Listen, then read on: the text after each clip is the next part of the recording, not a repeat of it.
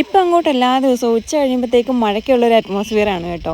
കാരണം ഇങ്ങനെ ഈ ചീവീടിൻ്റെ കരച്ചിലും അതുപോലെ കാർമേഘമൊക്കെ മൂടി മൊത്തത്തിൽ മൂടി കിടക്കും. പക്ഷേ എല്ലാ ദിവസമൊന്നും മഴ കിട്ടാറില്ല കേട്ടോ. ഇന്നലെ ഇതുപോലെ ഇടിയൊക്കെ വെട്ടി അങ്ങോട്ട് പോയി കേട്ടോ, മഴ പെയ്തില്ല.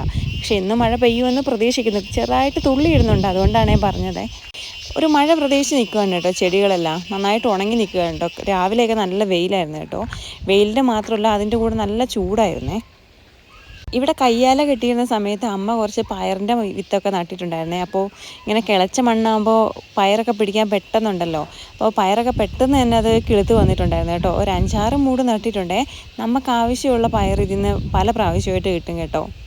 ഇത് നമ്മൾ ഒരുപാട് മുമ്പ് നട്ടൊരു വഴുതനയായിരുന്നേ. ഞാനത് വീഡിയോ ഒക്കെ ചെയ്തിട്ടുണ്ട്. അപ്പോൾ ഇതിൽ നിന്ന് കുറേ വഴുതനങ്ങ കിട്ടിയിട്ടുണ്ടായിരുന്നു കേട്ടോ. കുറേ എന്ന് പറയുമ്പോൾ ഒരു 4-5 പ്രാവശ്യം പറിച്ചിട്ടുണ്ട്. നമുക്ക് പിന്നെ ഒരു വഴുതന മതി കേട്ടോ ഒരു തോരന് വേണ്ടിയിട്ട്. നമുക്കൊരു ചക്ക കിട്ടിയിട്ടുണ്ടായിരുന്നു കേട്ടോ ഇന്ന്. ഈ പ്രാവശ്യത്തെ 2ാമത്തെ ചക്കയാണ്. അപ്പോൾ ചക്കയുടെ ഉള്ളിൽ മഴ കുടുങ്ങിയിട്ട് അമ്മ എന്ത് ചെയ്യണമെന്ന് അറിയാതെ ഇങ്ങനെ നിൽക്കുകയാണേ. ഞാനപ്പോൾ 2-3 ചുളയൊക്കെ പെറുക്കി തിന്ന് കേട്ടോ. എനിക്ക് ഈ പുഴുക്കിനേക്കാളും ഇഷ്ടമാണ് ഈ പച്ചച്ചോള തിന്നാൻ വേണ്ടിയിട്ട്. പിന്നെ എനിക്ക് ഏറ്റവും ഇഷ്ടം ഇങ്ങനെ പഴുത്ത വരിക്കച്ചക്കയാണ്. അപ്പോൾ മഴയൊക്കെ പ്രതീക്ഷിച്ച് ഇതാ മീൻകുട്ടന്മാരൊക്കെ അതിൽ ഓടി നടക്കുന്നുണ്ട് കേട്ടോ. ഇടയ്ക്കിടയ്ക്ക് വെള്ളം മാറ്റി കൊടുക്കാറുണ്ട്.